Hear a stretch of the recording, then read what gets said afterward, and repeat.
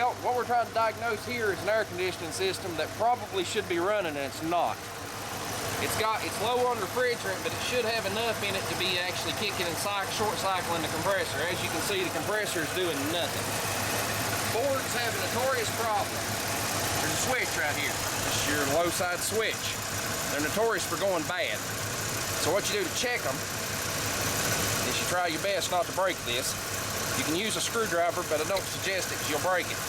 Well, we're going to bypass it and see if the compressor runs. That's the first thing we're going to try. Compressor's running. Watch your gauges there and see it is drawing it down into vacuum. Almost into vacuum. Let's see if I'm getting any cooling whatsoever. I should be getting some. I'm getting a mild chill, which means that it does have a little bit of refrigerant in it. So what we're going to do is we're going to hook some gas to this and we're going to try to see if it'll run on its own. But you've got to jump wire it a lot of times to get them to take.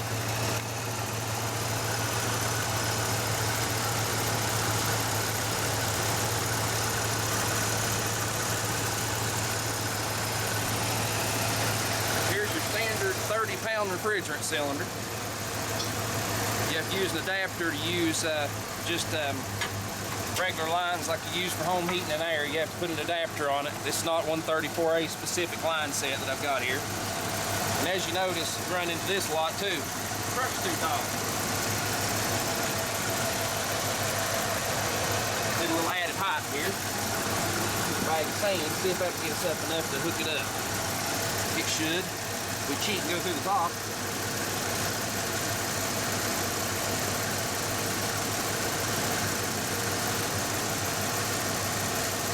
Turn your tank on. Never forget, you've always got to purge your line. Not much, but just a little bit. Right there. Purge your line, and that's not illegal venting either. You need to purge your low side line, just a hair, get the air out of the lines. These have got the no leak ends on them, but I still don't trust them. Purge a little bit from all of them. There's no air in it. And what we're going to do is we're going to add some gas. We're going to see if she'll run on her own. First thing we're going to do is just turn the valve on. On the low side, do not turn on the high side. You could actually blow up your tank. And I'm going to try to see if it'll run on its own. See if we test this switch. It's going to run on its own. The switch is not bad, but it's common that the switch be bad. If this thing keeps short cycling like it is, there's a trick to it. As long as you know to watch the high side right here. If you watch the high side, as long as you don't let her get over 250, you can actually jump wire the switch and get the gas in it a whole lot faster instead of fooling with it. And if it don't start taking off real quick, I'm going to jump it. Because it's 90 degrees out here and I don't feel like sweating.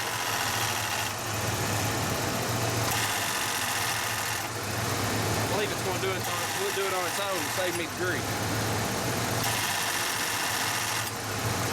Getting longer and longer each time, as you notice, because the compressor's got to be running to pull the gas in.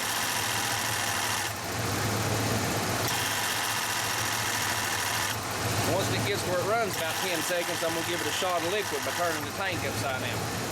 This system still, like you've seen, had pressure in it, so drawing a vacuum on it wasn't a 100% necessity. Fan on high. Yeah. Starting to run now, I'm going to give it a shot of liquid.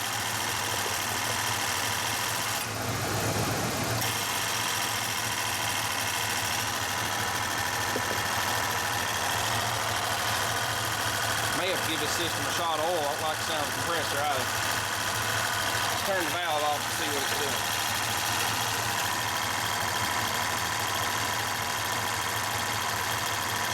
It's getting close. I'm going to put a little oil in the system, so I'm going to show you how to do that with an oil injector when we come back from this video. I'm going to give it 2 ounces. I don't know what anybody does, but I'm going to give it about 1.5 ounces. He just put 1.5 ounces of oil in the cup. Put 1.5 ounces of oil in this oil injector. All it is a round tube that you can take the lid off of. Put it fresh oil from a good sealed container. And right here what I'm doing is just maintenance. It's not really got anything to do with it. This thing was actually stuck. I had to put pliers on it. It does that over the winter months. Put a little oil on that seal to keep that from happening again. Just screw it back together.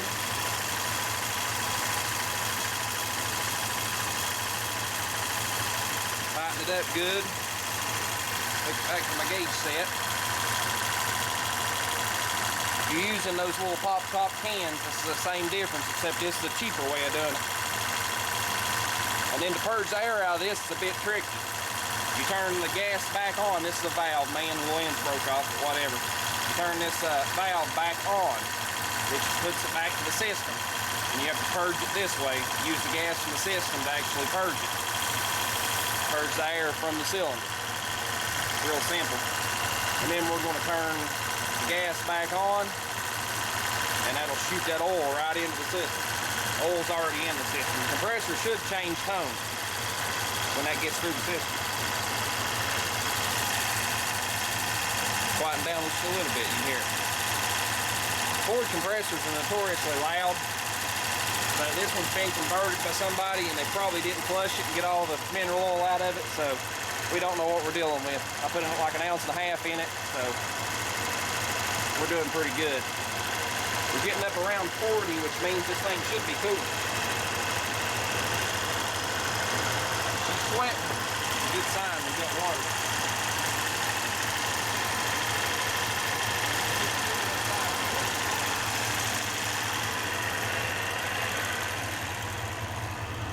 Shade it up and see what it's doing.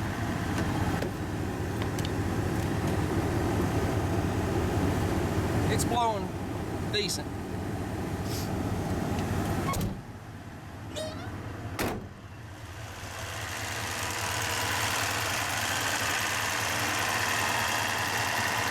I believe we about got the charge right.